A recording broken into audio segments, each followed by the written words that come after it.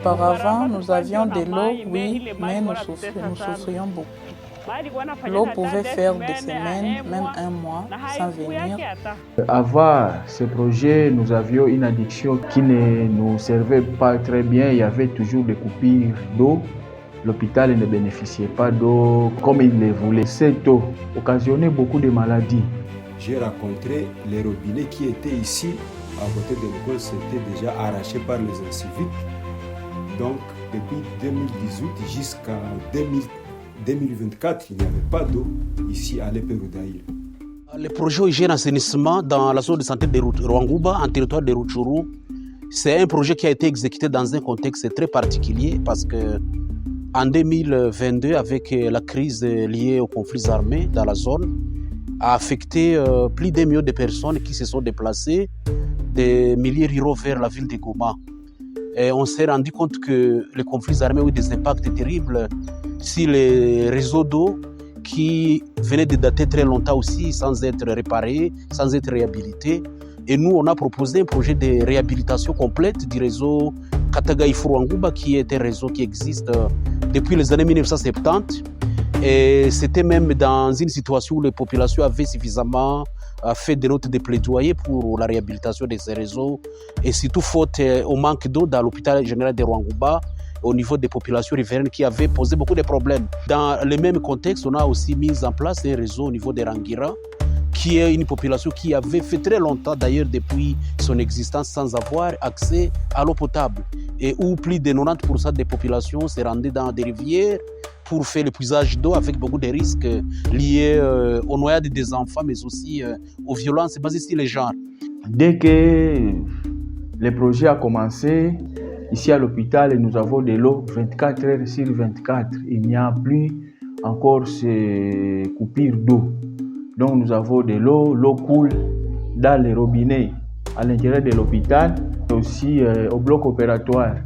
Quand nous voulons opérer, en tout cas nous avons de l'eau qui coule au robinet et cela a déjà réduit les taux d'infection post-opératoire. Les enfants ont vraiment bénéficié de cette eau. Pour le moment, nous venons de clôturer l'année, mais les enfants étaient très contents parce qu'ils ont trouvé l'eau sur place et ils ont commencé à être propres. Et les maladies qui les atteignaient, la diarrhée, ça a commencé déjà à s'aménager parce qu'ils sont en train de boire de l'eau propre, ils se lavent, ils lessivent les habits avec de l'eau propre. Vraiment, c'est une chose qu'il faut louer.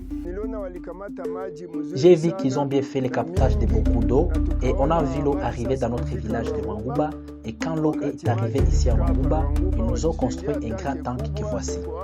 Nous avons priorigé un captage, un bac de décantation, un réservoir de 54 mètres cubes, de 115 mètres cubes plutôt, et aussi 43 bonnes fontaines et une bonne fontaine monument.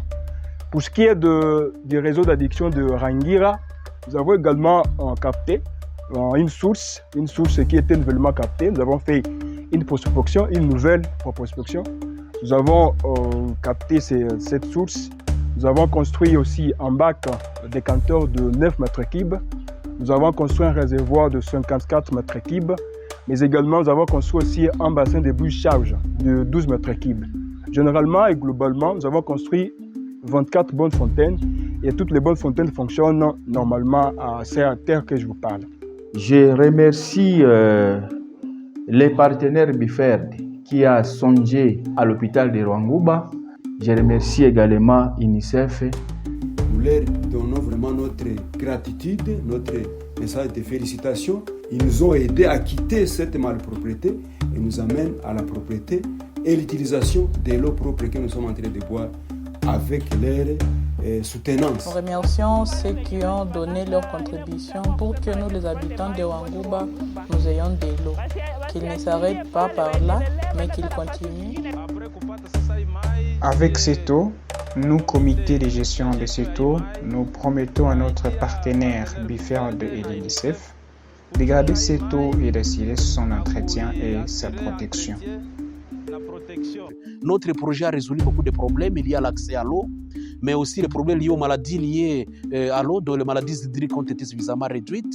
mais aussi comprenez que les violences basées sur les genres ont été aussi suffisamment réduites suite à ces projets qui a rendu accessible l'eau potable à tout le monde, sans exception, et puis en particulier surtout les femmes qui accèdent à des points d'eau proches de leur ménage, évitant tous les risques possibles.